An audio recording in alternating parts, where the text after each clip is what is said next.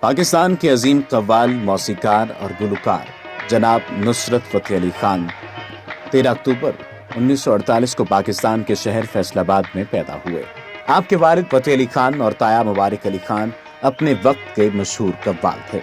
آپ کے والد آپ کو قوال نہیں بنانا چاہتے تھے، لیکن خدا کو جو منظور۔ استاد نصرت فتح علی خان نے اپنی تمام عمر قوالی کے فن کو سیکھنے اور اسے مشرق و مغرب میں مقبول کرنے میں صرف کر دی۔ انہوں نے اپنی آواز سے لوگوں تک صوفیہ کرام کا پیغام پہنچایا۔ آپ نے 16 سال کی عمر میں پہلی مرتبہ پرفارم کیا۔ علی مولا علی نصرت فتح علی خان کی ابتدائی قوالیوں میں سے ہے، جو اس وقت کی مشہور قوالی تھی۔ نصرت فتح علی خان اس وقت شہرت کی بلندیوں پر پہنچے جب پیٹر جبریل کی موسیقی میں گائی ان کی قوالی دم مست قلندر ریلیز ہوئی۔ اس سے پہلے وہ امریکہ میں بروکلن اکیڈمی آف میوزک کے فیسٹیول میں فن کے جوہر دکھا چکے تھے۔ نصرت فتح علی خان نے جدید مغربی موسیقی اور مشرقی کلاسیکی موسیقی کے ملاپ سے ایک نیا رنگ پیدا کیا جو سننے والوں پر سحر طاری کر دیتا تھا۔